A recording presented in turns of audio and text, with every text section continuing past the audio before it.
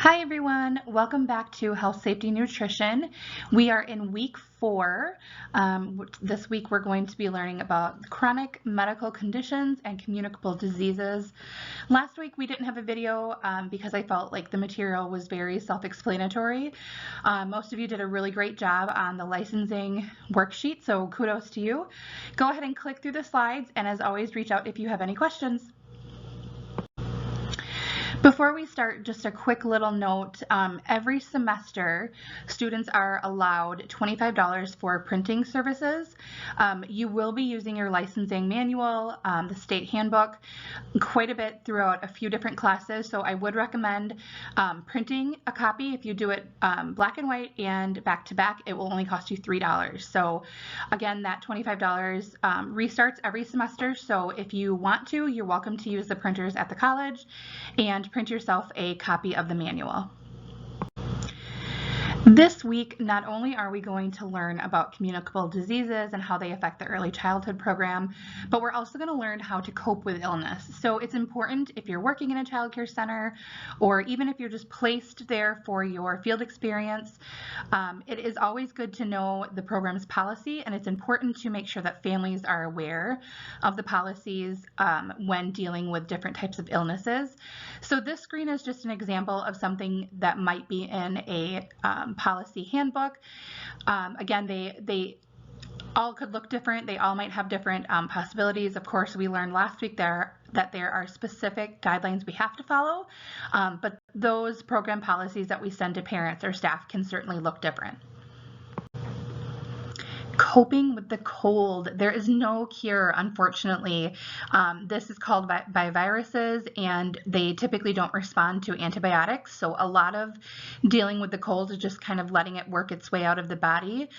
Most children get sick between 4 and 12 times a year. So it's interesting to compare that to maybe how often you get sick as an adult. Just, being around all the different germs, it's so much more likely to happen in the early childhood field. So as we go through the content this week, we're going to be talking about different symptoms and side effects to look for. We're also going to be looking at how to address those issues, and just some basic details about the different diseases that you might see working in the field. The first communicable disease that we're going to talk about is pink eye. This is fairly common in the early childhood setting. It can be bacterial or viral. They call it conjunctivitis. It can typically cause a reddening of the white in the eye. Typically there's discharge, or when children wake up, you can notice some crust that's formed in their eyes. The incubation period is usually between 1 to 3 days. And again, there would be red or pink itchy eyes. Typically it's just in one eye. Sometimes it can be in both, but it's important to note that sometimes if a child has a really severe stuffy nose, that can come out through the tear duct. So you'll want to make sure that you kind of look at those symptoms and really weigh your options. It is contagious while signs and symptoms are present. So typically we would send the child to their pediatrician, and there are some eye drops that they can get prescribed, usually gone within a couple days, but they would have to be on that medication for 24 hours before returning back to care. Next is the flu. The flu is caused by influenza viruses that spread easily from person to person, usually through sneezing or coughing, getting the fluid and germs, spreading that. The virus infects the nose, throat, and lungs, and it is possible for anyone to get this. There certainly are higher risk groups, those that are older, pregnant mothers, younger children, so 5 and under, especially those very younger infants. A lot of the children that you will be working with in early childhood, the flu kind of seems to always be around. Somebody always has it. So it can be spread at any time, so it's important to take precautions year-round. It is typically a little more rampant when it gets colder and we're kind of stuck inside more, but it is certainly something that can be caught and spread throughout the whole year. An ounce of prevention. Dr. Riley Minster is a pediatrician at Lakeshore Pediatrics in Chicago and stated that anytime the body is stressed, the energy you could use to fight off inflammation, congestion, and a cough is being used just to keep you going. So it's very important that you practice having a well-balanced life, that you're washing your hands, you're eating healthy, you're getting enough sleep, taking care of your body to try to discourage any types of viruses or germs getting into you.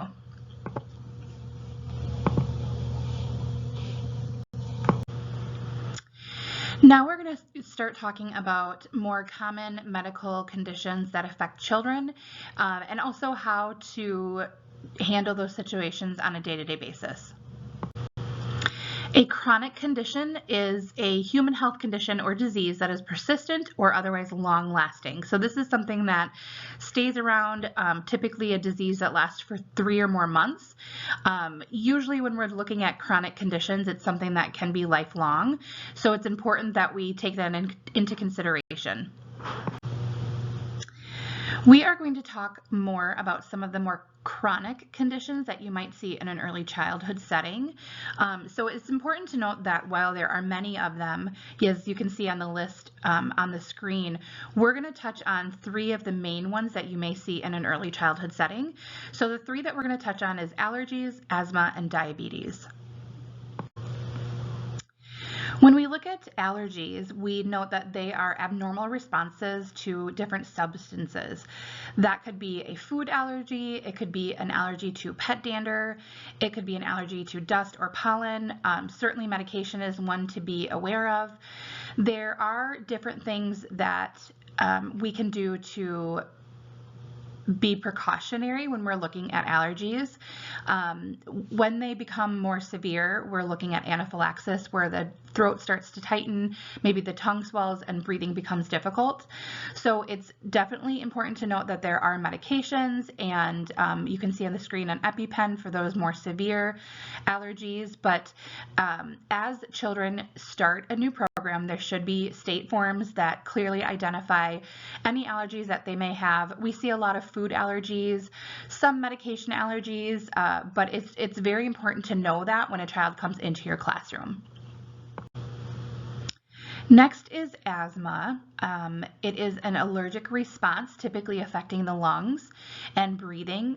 Sometimes it can be sports related, sometimes it can be related to mold, pollen, animals, smoking, weather, infections. It can there are a lot of triggers. So it's important to know if a child in your care does have asthma, what are the triggers, and then what is the treatment plan. Sometimes children have inhalers, like you can see on the screen. Younger children might have a nebulizer where a mask goes over their face, and it has medication that kind of helps open up those lungs. It is said that 20 million people in the US have asthma, with 9 million being children. That's a very high statistic. So again, just like allergies, it's important to know any kind of medical conditions that children have, and also how to deal with those situations if they should happen to come up. Next, we are looking at diabetes. There are 2 types of diabetes. Type 1 is juvenile, and this means that the pancreas does not produce insulin. Typically, type 1 diabetes is something that you are born with. A lot of, I shouldn't say a lot of children, but children that have it, it's typically type 1. That you would need injections. So sometimes they have a patch. A lot of children, they just do like a weekly patch that you can just replace. And then type 2 diabetes is linked to obesity or overweight. That is something that can develop later on in life if you're making poor eating habits, making bad choices with what you're putting into your body, or the lack of exercise. So that is something typically you might see later in life. It is important, though, to be very open-minded, because it is something that is out there and we deal with. And a great way to introduce these topics or concepts to children is through books. So even with stuff like diabetes or these chronic conditions we're talking about, you can find books out there that are kid-friendly, using age-appropriate, developmentally appropriate vocabulary that will help teach them kind of the basics of what those diseases look like. This is especially important if you have a child in your classroom that deals with diabetes or asthma or something that makes them a little different than other children. It's good to share that that awareness and teach the children how to be compassionate. So let's consider why these chronic conditions are concerning. They are typically influenced by social, economic, or physical conditions in the environment that the child might live in, maybe somewhere that they play often, or school is a great example. So location, whether it's urban, rural, or maybe they're homeless, that can play a big role in these chronic conditions. And also another thing is the financial situation. Does the family have access to proper nutrition? Are they in a healthy living arrangement? Do they have access and economical means to access medical or dental care if they are sick, or just as precautionary appointments? Another factor is the environmental pollutants. So rodents, especially if we're talking about homelessness or lower income, that is definitely something. Chemicals in the water or in the air, that's also something that could be contributing to these conditions. Other things could be toxic stress, maltreatment, or violence. If a child is not in a healthy and a safe environment, that can really flare up these chronic conditions, making them even more so concerning. And then also if a child is dealing with the stress of maybe a divorce in the family, or parental death, maybe mom or dad, they die, dysfunction, even a dysfunctional family, the child is going to feel that stress, and that could flare up or trigger some of these conditions that may not be present if they're in a healthy and a safe environment. Next, let's talk about the teacher's role of managing these chronic conditions. So as a teacher, it is your job to focus on the child, not the disability, not the special health concern, not even the label of what the condition might be, but really the child and what their needs are. So first and foremost, an open line of communication with the parents or guardians, with the other teachers that are in the child's classroom, with the director of the center, making sure that everybody stays on the same page. If there's any changes, everybody gets those updates so that you know how to care for that child the best way. The next two kind of go hand in hand.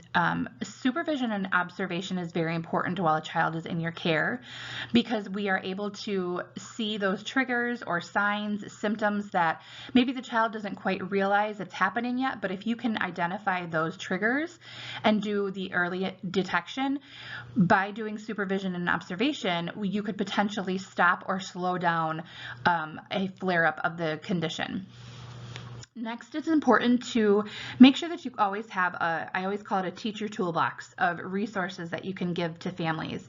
So maybe these are different resources throughout the community. Maybe they are food pantries, or the Red Cross that's maybe helping with some medical stuff. It's important that you have these different resources, because not only is it your job to educate the children, but it's also your job to serve as a resource for families when they really need it.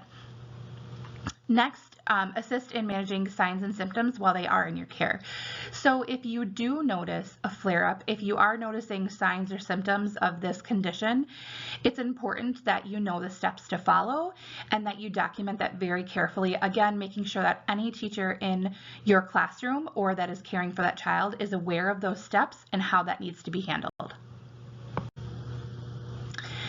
A communicable disease is an illness that can be transmitted or spread from one person or an animal to another. So when we think about this, it could be something like a tick bite, or something that could be spread from a mosquito, but it could also be something that's spread from a person. So this link on here, I'd like you to click on that and take a look at all the different communicable diseases. And then I want you to consider, what experiences do you have with the different diseases that are on that chart? Have you had any experience? If you have, what type of experience did you have? So I want you to consider that and just kind of keep that in your mind for later on. There are 5 different ways that illnesses are transmitted. You can see in that lovely picture up at the top left, a child is sneezing or maybe coughing, and you can see all the disease and all the infection and all of it spreading. So there's 5 different ways. First is respiratory. So that can be through the nose, through the sinuses, mouth, throat, middle ear. That is a lot of times a cough, if they're maybe sneezing and not covering their mouth. The next is fecal or oral, so intestines to mouth via the hands. So we're thinking about maybe a infant teacher who is changing a diaper. Maybe they're not wearing gloves or they don't wash their hands properly. That's a good way to spread the fecal to oral, unknowingly, of course, but that is another way. Direct contact. So we're talking about another person's skin or hair that has the disease or illness and it is spread through the skin or hair. Bodily fluid, we see this a lot, again, with the sneezing or coughing without covering the mouth and the nose, can also be spread through blood, through urine, through vomit, saliva. Again, it's not necessarily something that's going to be big and in your face, but it could just be the fact that a child is sick, they use the bathroom, they don't wash their hands properly, and they spread it to the classroom or to the teachers. The next is vector-borne, so that's through living things. We talked about it a little bit on the slide before, but that's through things like ticks, fleas, mosquitoes, sometimes rats or mice. Again, if we're talking about the lower income or homelessness, that could be a lot more applicable to some of those families. Being immunized is not just good for the person who is being immunized, but it's also good to protect other people. Disease prevention starts with immunizations or vaccines, and I know that this is a very hot topic with some people. So it's good to know that there are vaccines out there that can help prevent a lot of these diseases. It provides an immunity to these diseases. Again, not just protecting you, but also other people. It reduces the risk of spreading harmful diseases, and it just makes sure that the children have what they need to stay safe and build an immunity to the different diseases. So there's a website at the bottom, the CDC website for vaccines. It gives a lot of information about vaccines as well as timelines. I'd like you to take a look at that just as a reference for this week and just kind of take note of what different immunizations are identified for different age groups. You can see on this screen, it's kind of small, but you're welcome to blow it up, is just the recommended immunizations in 2023. So you can see at birth, they start with a Hep B, and then as they get older, there's more vaccinations that are available to families that prefer to do it. Usually they're still getting immunizations when they're a little bit older, but it's a lot more time in between different immunizations. So take a look at that chart, keep it as a reference. It's a good thing to kind of note. Again, you could add it to your resource toolbox for families if somebody should happen to ask. So this next slide is actually pulled right from the Department of Health website. You are welcome to use either of those links to take a look at that further, but you can see that there were some changes made in March of 2023. States that childcare and school-related immunizations will improve protection for children across the state by protecting them against vaccine-preventable illnesses, including meningitis, whooping cough, and chickenpox. So permitting exceptions to varicella, which is chickenpox, vaccine requirement for childcare centers and schools only if the child's case has been confirmed by a qualified healthcare. So if the child has already had chickenpox but did not have the varicella vaccine, they can have that written off with parental confirmation, but also through a child care provider. So that's an important note. Again, there is a lot more information on any updates or changes on the Wisconsin immunization laws at these two websites. You're welcome to check that out after. So in March of 2023, the Wisconsin Legislators Joint Committee of Review vetoed this. They voted to suspend the Department of Health Services changes. So what we just read on that previous slide, they voted to suspend it, impacting immunization requirements made back in January. So due to the suspension, parents are no longer to required an obtained documentation of diagnosis.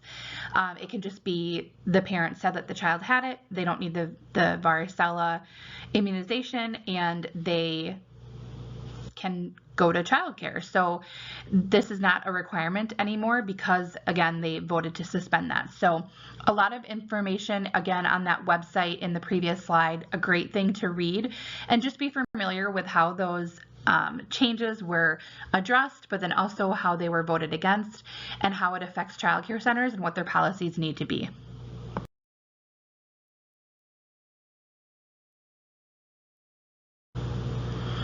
What do children need when they are sick? You can see in these pictures a lot of very typical things that children might need. They might need rest, some medicine, maybe a breathing treatment. All of these children look pretty sad and like they're not really feeling well, but the biggest thing that they need is they need their moms and dads. They need to be at home where they feel safe and they can be comfortable. So as we move through the next couple of slides, we're going to talk about what that looks like, how to identify when it's appropriate for children to either not be in care or go home from care, and then how to handle those situations. So let's keep moving forward. In the beginning of the PowerPoint, we discussed the program policy of communicable diseases, illnesses, different diseases, that kind of stuff. That's important for you to note as we talk about this next part, just specifically what your program's policy is, but some basic steps to take when a child becomes sick while they are at the center, while they are in your care. The first and most important is to isolate the child. Sometimes that can be really easy if you have a special designated spot that maybe if you're in a school district, you have a nurse's office. In most childcare centers, that's not a thing, that we don't have nurses' offices. So a lot of times we have to be very creative on how we make that happen. Maybe if a child is sick while you wait for mom or dad to come pick up, you might isolate them by putting them into a different area of the classroom. Maybe you take a bean bag and a little stuffed animal and put that more towards the corner or away from the other children, that they can still rest and be comfortable. You still have eyes on them, but they're not necessarily around all the other children infecting them. The most important thing about that is to make sure that they're comfortable and that you can always keep an eye on them. The next one is to make sure that you clean up the area. So if they are coughing, if there was any kind of vomit or any other kind of bodily fluid that came out, it's important that you clean the child first. Second, you would want to make sure that you clean the area. And then any equipment, materials, supplies, toys, anything that the child might have touched, make sure that you're either running that through a sanitizer or cleaning that with an approved sanitizer spray. You definitely would want to make sure that you're switching toys out so that you have a chance to clean those before you put them back into the area. The first one, again, we talked about isolating a child, but also making sure that you are observing them. So maybe they had a fever and they were a little lethargic, and a little bit later they start to become pale. Maybe the fever has gone higher. It's important to make note of those things and just kind of monitor and observe how that child is changing. Typically, when a child is called to go home because they're ill, they will either stay the way they are or it will increasingly get worse. That temperature will go up. Maybe they start having other side effects. So observing them and keeping kind of a running tally of how they're acting and how they're feeling is important. Next is to report the observations of the symptoms. So making sure that you are contacting your director, administrator, whoever would be in charge of calling the parents. And then that person would call the parents and let them know that the child is not feeling well. And based on your state and program policies, they would need to be picked up and taken home. It's always important to record and report the illness, especially to the parents, so they know what they're taking home, what they can kind of plan and expect, but then also documenting that in your medical logbook and making sure that you're keeping track of that in case you would need that for future. Back in 2020, when we were dealing with COVID so rampantly, at that point we would have to call the local health department to record and report any cases of COVID.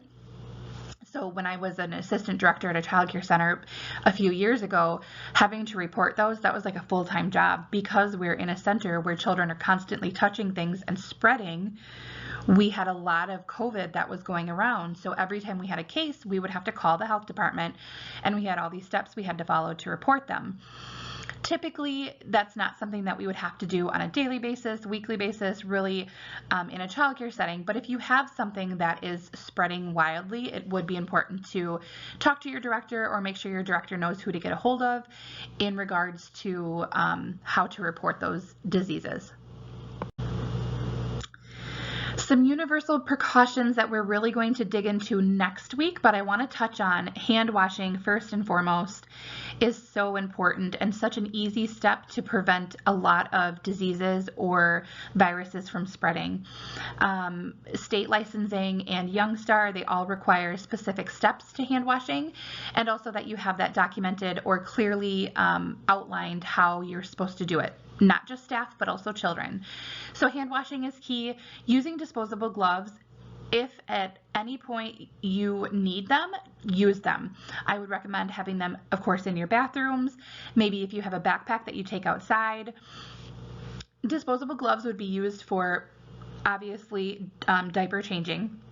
But also if you have injuries, if there is maybe a cut, if there is vomit that you are cleaning up, you don't want to have that on your hands. So using disposable gloves could be very helpful and could help prevent some of those diseases from spreading. Next, making sure that you are cleaning, disinfecting, and sanitizing different contaminated surfaces. This is important every day, not just when children are sick, but every day. We know that germs are out there.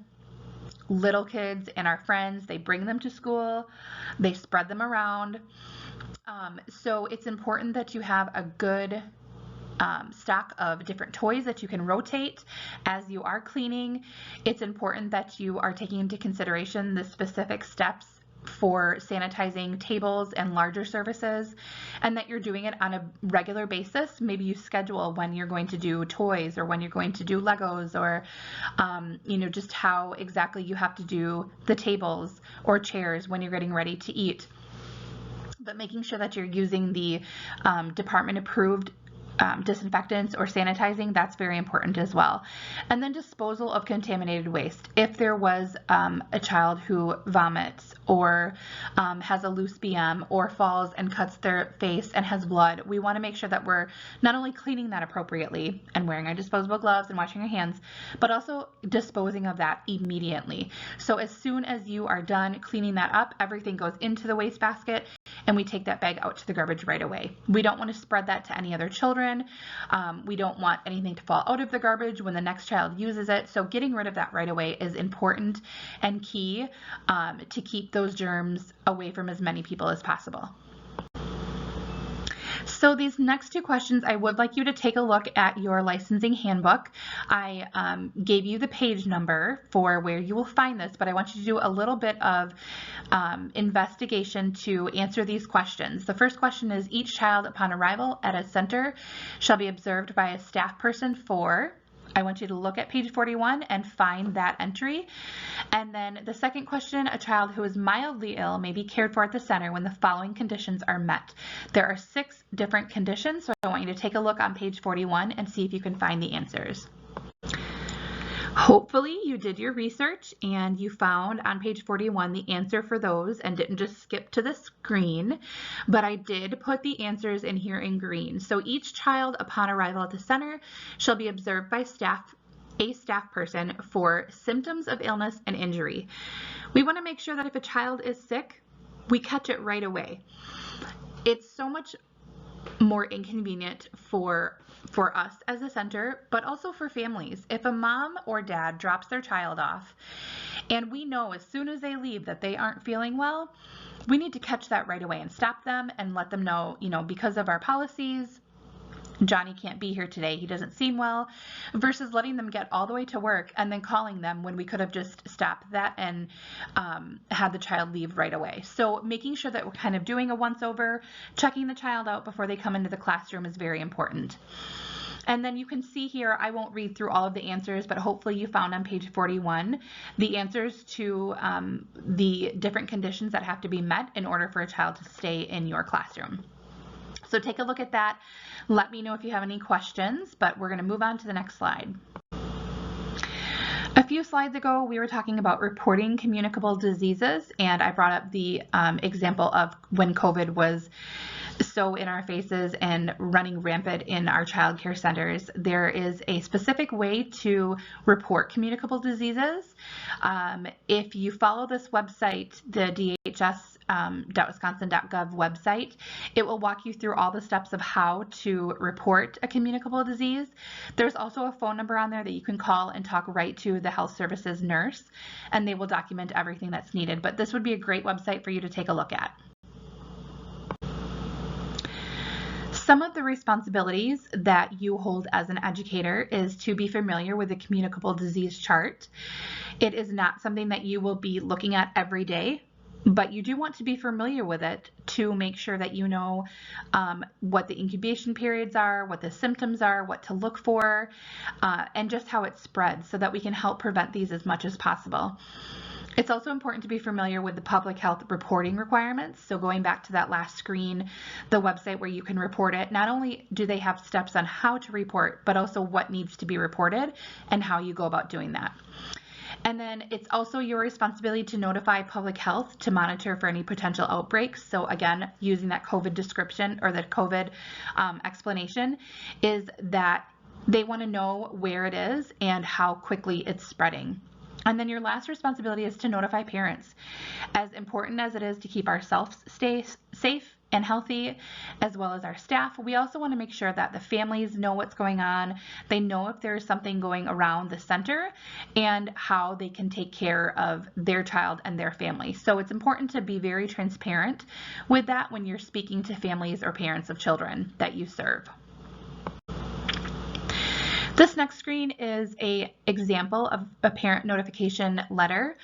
Again, you would want to make sure that you are checking with your center to see if they have a template or something that is required to use at your center. But this is just kind of a brief parent notification sample. You can read through it, but it basically just tells you what the disease that the child has been exposed to, maybe some signs and symptoms to look for, the incubation period, and what to do if they do notice anything with their child. If they are exposed, that's one thing. If you notice it, that's another. So there might be different forms at your center to notify parents, but it's vital to know what your center has and how it should be used. The sick child, a daycare dilemma. I call this the quadlemma because there's kind of 4 different parts to this. So I'm going to read through them and I want you to consider as I do that. So the sick child says, I don't feel good. I don't feel like playing. I just want to be home with mom. Mom says, he's not that sick. All he needs is a little medicine, a little cuddle, and a little rest. If I lose any more time at my job, I'm going to get fired. The teacher sees and says that he's too sick to be in a group. All the other children will catch it. I can't spend all my time holding one child. The other children need my attention too. So we see the parent's point of view that if I miss my job again, I'm going to get in trouble. He's really not that sick. A little Tylenol might help. And then the teacher's point of view is maybe he really does just need a little bit of medicine and some cuddling and rest. But as a teacher with 24 other children, I can't do that one-on-one time. That's not fair to the other children that I have to work with as well. And then the other children might be thinking or saying, the teacher's only holding him. Why can't I sit on her lap too? I want to play this game. I don't feel good either. So it's kind of important to take these different perspectives into consideration. It's not always fun to send children home. It's never fun to send children home. The parents don't enjoy it. The children don't enjoy it. But the fact of the matter is we have to do our job to keep children safe and to eliminate as many diseases or conditions or viruses away from the center as possible. It's already kind of like a cesspool at childcare centers as it is. Children are sick and they come in with it. And sometimes it happens, but the more we can prevent it, the better of a job we will do in keeping other children from getting sick. So it's interesting to kind of look at the different dynamics because all 4 of these perspectives are correct. Everyone is absolutely correct, but we always have to look at the big picture and how we are caring for the majority of the children and what's best for that classroom and the child care center. Some more dilemmas I want you to kind of take a look at. We won't talk much about it. I want you to read through it and I want you just to consider, would you call mom and dad? Would you not call? What are the steps that you would take? And maybe what are the steps that your program takes? Again, if you are either working in the field or if you are placed at a child care center for your field experience. What are the policies there and how would you handle these situations? Here are some more things for you to consider. Again, just kind of role playing. If we were in class in person, we would probably role play these, and I would give you a chance to kind of use your critical thinking and use your state handbook, your manual, to just see what state licensing says about it, how you should handle it, and we would just do a little bit of role playing. But because we are online, I want you just to read through them, maybe take some notes, look at your Department of Children and Families handbook, and just consider what you would do if you were put in this situation. Some of the options, as we look back at those situations on the last two screens, there are different things that you can do. First, of course, we've learned that observe the child. That's key. Next, do we need to call the parents to get information? Maybe Johnny said he doesn't feel good and he got sick last night. Did that really happen? So reaching out to the family a lot of times can be helpful in a couple different ways. Not only would it maybe give us more information, but we can also kind of give the parents a heads up. Maybe we're not sending their child home yet, but we want to just let them know, like, Johnny's not feeling great. He said he has a little bit of a tummy ache and he wasn't feeling good last night. He's okay right now to stay at the center, but if things progress or if he would happen to get sick, we will be calling to pick up. So not only are you trying to get more information, but you're also kind of giving them that foreshadowing that, you know, he's not really feeling great. You may have to come pick him up later. So maybe on their end, they can start kind of wrapping things up or get to a point where if they do need to leave, they can do. Next, you want to make sure that you are talking to your director or supervisor, always keeping the administrators in the loop of what's going on in your classroom, and specifically with sick children. If it gets to a point where you do need to call and a child needs to go home, you want to make sure that you call the parents, be very transparent with the signs and symptoms that you're seeing and what the return rules might be. If they're vomiting, maybe you have a 24-hour rule. They have to be symptom-free without the aid of medication for at least 24 hours. Again, knowing your program's policies are very important before making these calls because you want to be able to answer those questions as they come up. All right, guys, thanks for sticking with me this week. Your assignment for this week is much more minimal than last week. It is just a discussion board post and classmate responses. You're going to reflect on these 3 different prompts. It is already in Blackboard, on the discussion board, and also in the assignment link. So all you have to do this week is post your original post in the discussion board for week 4, and then have 2 classmate responses. I know I've sent a few different reminders, making sure that you are posting early in the week. That allows not only you to be able to respond and reflect to other classmates, but also it gives your classmates a chance to read your prompt and reflect on that as well. Because you don't have an assignment this week, I do want you to be very engaged. I want you to take a look at those website links that were throughout the PowerPoint. I want you to look at the communicable disease chart and immunization chart and really reflect on what you've learned. I also want you to consider your program policies when it comes to communicable diseases, illnesses, how children are sent home, and when that needs to happen before you respond to these prompts. So I really want you to show me through your responses your understanding of the material.